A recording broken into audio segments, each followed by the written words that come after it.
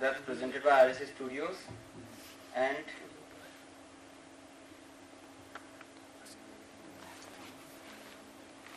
company law, age of auditing is my topic. Script writers Ghanshyam Singh, reviewed by Nitisha Malpani ji, and input by Mukund Sabu and Prachi Malu. Now let's understand about the rotation of auditors. अब auditor rotation समझने से पहले कि rotation auditor की requirement companies act 2013 के अंदर आई क्यों, पहले ये समझना जरूरी है कि requirement of rotation auditor arise क्यों हुई। सबसे पहला ऑडिटर इंडिपेंडेंस, का मेन गोल क्या था कि ऑडिटर इंडिपेंडेंट हो। ऑडिटर और क्लाइंट के बीच में एक रिलेशनशिप क्रिएट हो जाती है कंटिन्यूस ऑडिट करते रहने से, और इस तरीके से उसकी एफिशिएंसी कम होती है। तो उसकी उस एफिशिएंसी को मेंटेन रखने के लिए ये रोटेशन का नया प्रोविजन लाया गया इस कंपनी एक्ट 2013 के अंदर, और इससे ऑडिटर रोटेशन है जो एनहेंस करेगा firms footprints and allow them the opportunity to go and meet with other clients with whom they have never worked with before, और उनके पास एक अपॉर्चुनिटी भी होगी कि वो एक नए क्लाइंट से मिल सकते हैं, उनके साथ वर्क भी कर सकते हैं। Now I am taking example for explaining my concept. I am taking a company whose name is Iron Man Limited,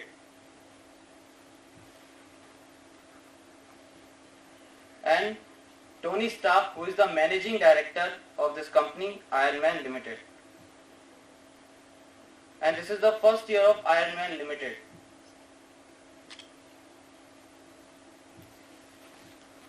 On 31st March 2015, Stark invited his friend Thor, in the right side, for the party on the completion of first year of the company. Now what they are talking, Thor, I am going to organize first AGM of my company. Now what Thor saying, Stark, you told me everything about your plan for AGM, but you have missed out on crucial section. What? I haven't forgot anything. As per section 139 subsection 1 of Companies Act 2013, you have to appoint an individual or a firm as an auditor who shall hold office from the conclusion of first AGM till the conclusion of sixth AGM. ये 2013 के अंदर नया provision है कि auditor को first AGM से conclusion of sixth AGM तक appoint किया जाएगा, यानी 5 साल के लिए एक ऑडिटर को अपॉइंट किया जाएगा एक कंपनी के द्वारा। That means I have to appoint the auditor for 5 years only in first AGM and then after conclusion of sixth AGM. No, the company has to ratify the appointment by members at every AGM, यानी company को हर साल उसे ratify करना पड़ेगा, appointment of auditor को हर AGM में उसे रेटिफिकेशन करना पड़ेगा कंपनी को। Fantastic, now I'm clear. After all, I'm such a genius person. Of course, you are the greatest person. Now, a new thing, Companies Amendment Bill 2016, जो भी latest आया इसमें, it has been proposed to do away with the requirement of annual ratification by members respect to appointment of auditors. उसमें Companies Amendment Bill 2016 में propose किया गया है कि जो रेटिफिकेशन होता है हर साल ऑडिटर का, उसे रिमूव किया जाए। Next day, now he meet his old friend Captain, who is a chartered accountant. Next day, on the left side, you can see Captain, who is a chartered accountant. Now what they are talking, Captain, I want to make you the auditor of my company Iron Man Limited for the lifetime of the company. So what Captain says, but I can't make a lifetime relationship with your company as an auditor. But why? Companies Act 2013 boss. Now which section, Captain? Section 139 subsection 2, which says mandatory rotation of auditor of the company by the listed companies. But my company is unlisted, dude. Let's understand it. Companies which are required to rotate their auditors. All unlisted companies whose paid up share capital is rupees 10 crore or more are required to rotate their auditors. All the private limited companies having paid up share capital of rupees 20 crore or more are required to rotate their auditors, and all companies having public borrowings from any financial institution, banks or public deposits of rupees 50 crore or more are required to rotate their auditors. OMG, my genius mind is over. Now give me your suggestion. Simple, make a 1% company or a small company, यानी 1% company और small company में provision applicable नहीं है। Rotation of auditor का provision सिर्फ उन 3 companies पे और लिस्टेड कंपनीज पे एप्लीकेबल है। My partner will not like it, so I can't do it. Don't worry, let's go for appointment of captain as an auditor of your great company. you can appoint me. Now what captain says, you can appoint me as auditor of your company for only 5 years, for 5 consecutive years and not more than that. Only 5 consecutive years के लिए appoint कर सकते हैं एक individual person को.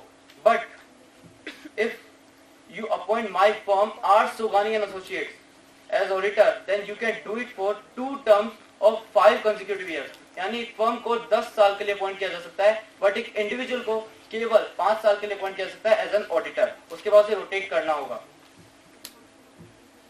Now I am thinking about to appoint you and then after 5 years you be cool off for 1 year and then after I will reappoint you.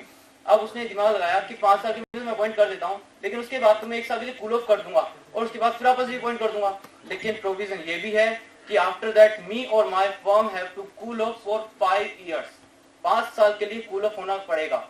अब इस section के लिए इसमें 5 कंसेक्यूटिव ईयर्स की बात हुई थी. तो कंसेक्यूटिव ईयर्स क्या होते हैं ये भी जानना जरूरी है, क्योंकि इसने 1 साल कूल ऑफ का सिस्टम बोला और कूल ऑफ 5 साल के लिए करना पड़ेगा.